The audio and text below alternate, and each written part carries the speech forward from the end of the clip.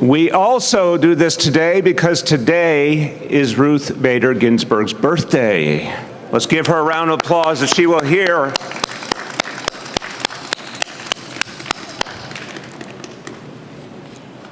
And I'm just going to offer a quick thought here, and I'm going to speak as a Brooklynite, that this extraordinary story of someone who envisioned a different and better society and then performed acts of courage and insight and strength and intellect to actually bring her vision to realization. This story begins in Brooklyn. This story begins in Brooklyn. At what is now Maimonides Hospital, and in the streets of Midwood, at PS 238, at James Madison High School. And what I love about the story of Ruth Bader Ginsburg is there is not a hint of being born with a silver spoon in her mouth or born to privilege or expectation. What she created herself. That's part of the celebration. And this is what New York City is for so many of us. Her mom worked in a garment factory. Her dad was a furrier. This was not about privilege.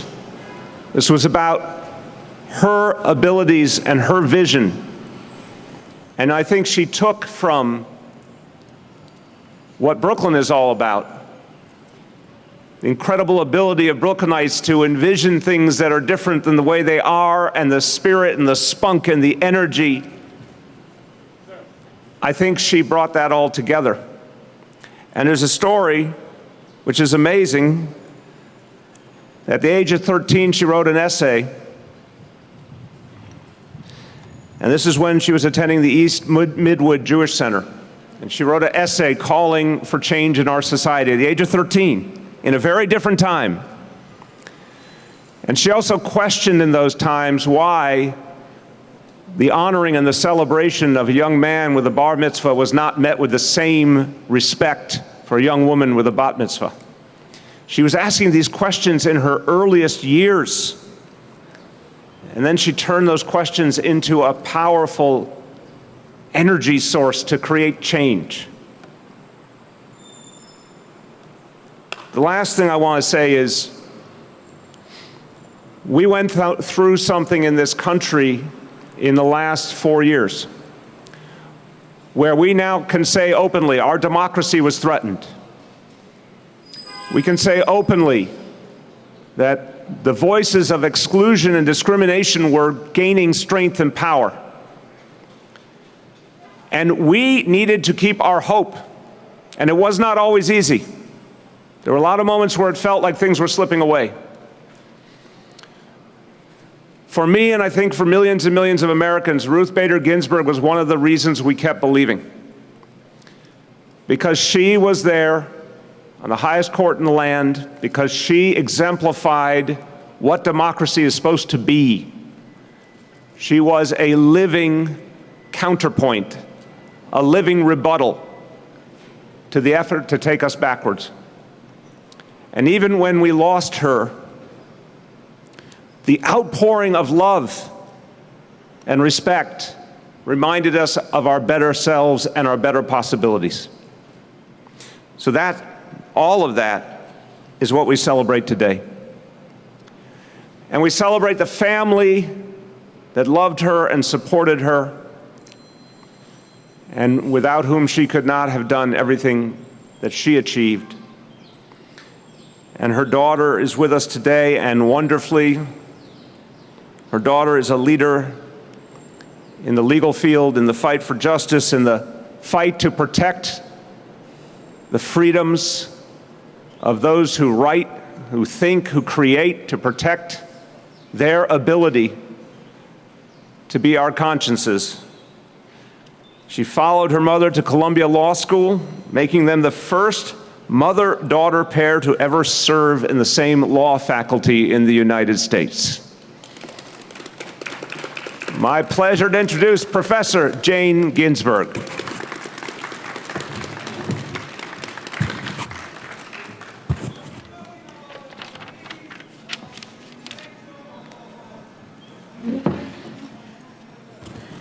Thank you very much, Mr. Mayor, for that gracious and beautiful introduction. It is an honor to participate in the renaming of the Brooklyn Municipal Building for my mother, Ruth Bader Ginsburg. A daughter of Brooklyn, she was born here 88 years ago today. The family connection persists in her granddaughter, Mimi Ginsburg, who now lives and works in Brooklyn. Brooklyn's institutions shaped my mother's intellectual development, not just its public schools, of which she was a proud graduate, as you just heard, but also the public library, the Brooklyn Museum, and especially the Brooklyn Academy of Music. The last of these also contributed to her awakening to social injustice. She often spoke of the Black conductor Dean Dixon, who at BAM in 1947 and 1948 conducted youth concerts that deepened my mother's love of music.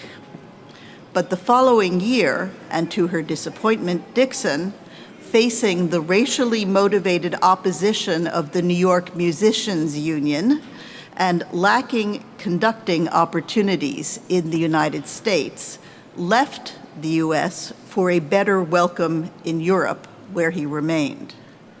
For my mother, it was an early lesson in how prejudice deprives everyone of the talent it stifles.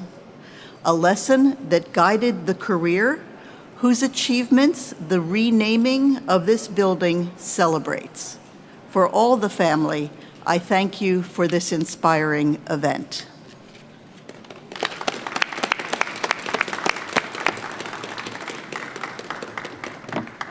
Thank you so much, Professor. I want to bring up someone who believes in the power of women to change history, and in her own life also refused to accept the limits that were placed upon her. My pleasure to introduce my partner in all things, our First Lady, Chirlane McCray.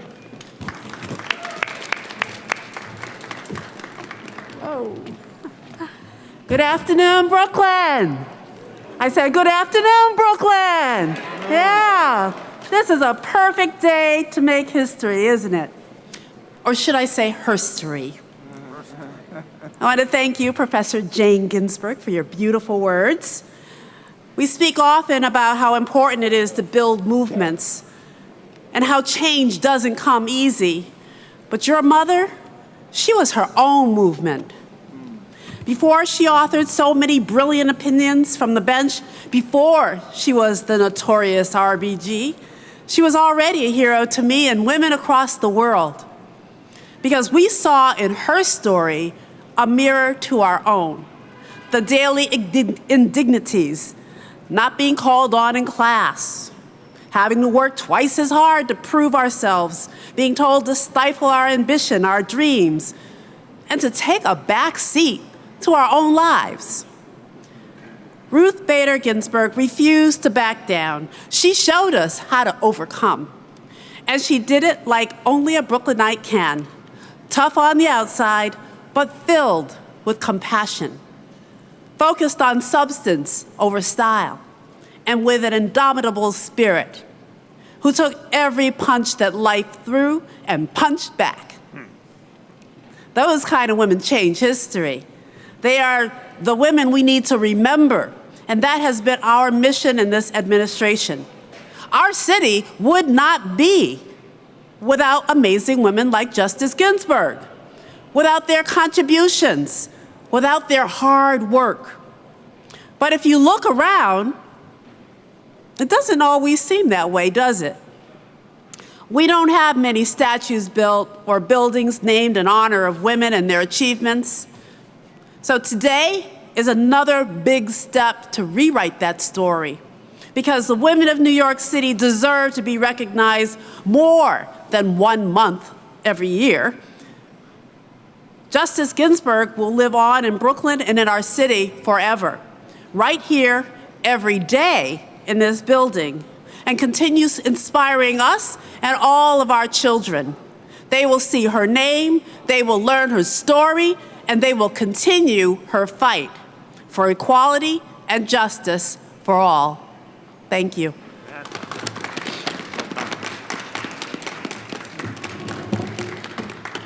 I want to thank everyone who is here today, and especially two women who are making history, herstory themselves as leaders in this city. Assemblymember and Brooklyn Democratic leader Rodneyce Bichotte, thank you so much for joining us. And Councilmember Darma Diaz, thank you. And also a special thank you to my colleague from the City Council joining us from Central Brooklyn, Councilmember Robert Cornegy. And we thank the family members who are here, in addition to Professor Ginsburg, the granddaughter of Justice Ginsburg, Mimi Ginsburg, is here. Thank you. Granddaughter Clara Spera is here. Thank you. And Clara's husband, Rory Boyd. Thank you. Everyone, the idea to create this tribute here in the center of Brooklyn, the idea of creating a permanent place to remember and to cherish Justice Ginsburg, that idea came from Borough President Eric Adams, and we thank him. And there are many ways to remember someone, to appreciate them, to celebrate them, but listen, when you name a building where the work of the people is done, where you name a building where people are helped, and we are reminded that democracy requires us as public servants to be there for everyone. Just like once upon a time, a young woman from Midwood believed she could change the world. In this building, young people will get the help they need on the way to their futures. This is truly a living memorial, a place that will carry on a great tradition. So with that, I want to thank, for a great idea and for following through on a great idea, the Borough President of Brooklyn, Eric Adams. Thank you so much. My mom cleaned the houses of people so that she could move us out of a terrible condition during the 60s. And Mom used to iron clothing and go to homes. And when she was able to finally save up enough money, after being on her knees, cleaning the bathrooms and the kitchens of so many, she walked into the bank's office, and sitting across the table from her was the attorney that she cleaned his house. And he said, "Dorothy, what are you doing here?" And Mom said, "This is my house that I'm buying." And after the closing, Mom went to his home and she cleaned up. When she finished, he fired her. He says, "How dare you think you can buy a house? How dare you think you could take your family into Queens?" Mom went in the subway station. She stated that she waited for the trains to go by, and she yelled and she screamed and she cried. She dried her eyes because she stated she had 6 children that she had to raise in that small house. I share that story to you, Professor, because your mother reached out to the mothers who were told they had to show that they could no longer produce babies in order to have a job. Your mother fought on behalf of those mothers who were unable to purchase a home without their husband signing and allowing them to do so. Your mother fought on behalf of the Dorothy Adams of this country that not only showed their daughters what they could become, but they showed their sons that they could become the first black borough president in Brooklyn. And so it's an honor for me, across the street that your mother provided my mom, the building now would be named after your mom. And no one would be able to come into this building without processing a deed or a claim, without understanding it was because we had a Justice Ginsburg. And so the significance of this moment is not merely putting a name on the structure, but is putting a place in history to define who we are, because women all across this country look towards Justice Ginsburg and hope that finally this country could become a place that is fair, not only based on your ethnicity or your gender, but is fair based on the American experience. And so I want to also thank the First Lady, who was going all over this city and dismantling the belief that we can't have statues of diversity, that we can look into our neighborhoods and buildings and people can see themselves in this city. Our secret weapon is our diversity. It acknowledges the existence of all who made this city and country what it is. And so today we honor a great representative of the greatest race alive, and that's the human race. Congratulations to your family. Congratulations to our mayor that took an idea and made it a reality. Thank you, New York City and Brooklyn.